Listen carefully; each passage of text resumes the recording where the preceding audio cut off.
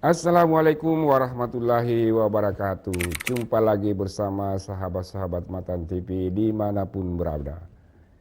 Jika kita membaca Al-Quran, kisah kehancuran kaum Nabi Lut tidak hanya diucapkan sekali.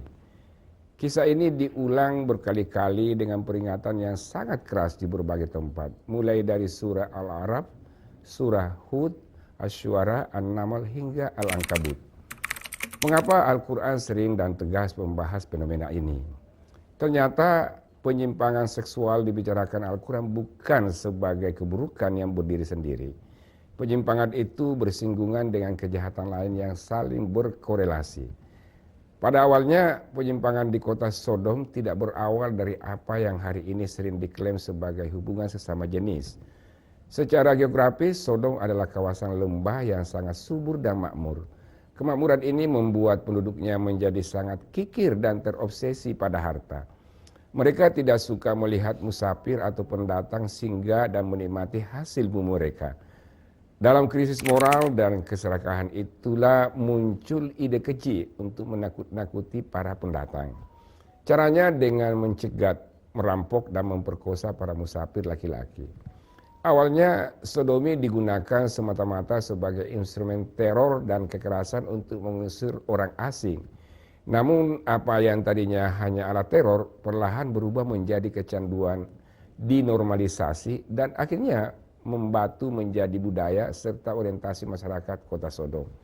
Karena itu dalam Al-Quran dosa kaum Lut tidak pernah berdiri sendiri. LGBT pada masa itu adalah paket kejahatan yang berlapis-lapis. Allah berfirman dalam surah Al-Ankabut ayat 29. Allah berfirman dalam surah Al-Ankabut ayat 29. A'innakum lata'tuna rijala wa taqta'una sabila wa ta'tuna pina dikumum munkar. Pamakana jawab qaumihi illa an qalu a'idna bi azabillah in kunta minas sadiqin. Allah merangkum 3 kejahatan besar mereka lewat teguran Nabi Lut. Pertama, mereka menabrak fitrah. Kedua, mereka memotong jalan seperti membegal dan di jalan raya. Secara filosofis, mereka juga memotong generasi dengan menolak perempuan dan memboikot pernikahan beda jenis. Kaum Sodom membegal jalan reproduksi manusia. Mereka sedang membunuh masa depan spesiesnya sendiri. Ketiga, hilangnya urat malu secara kolektif. Penduduk Sodom tidak melakukan maksiat itu secara sembunyi-sembunyi di ruang tertutup. Mereka menjadikannya tontonan publik. Mereka duduk-duduk di pinggir jalan, melempar kerikil ke arah musafir untuk mengundi siapa yang berhak memperkosanya lebih dulu. Mereka merayakan pelecehan, memamerkan keburukan, dan menertawakannya secara terbuka tanpa ada satupun warga yang berani mencegah. Ketika kejahatan dirayakan di ruang publik dan masyarakat kehilangan kemampuan untuk merasa jijik, maka artinya moral kebudayaan itu sudah mati. Lalu mengapa Al-Quran sangat khawatir terhadap penyimpangan ini?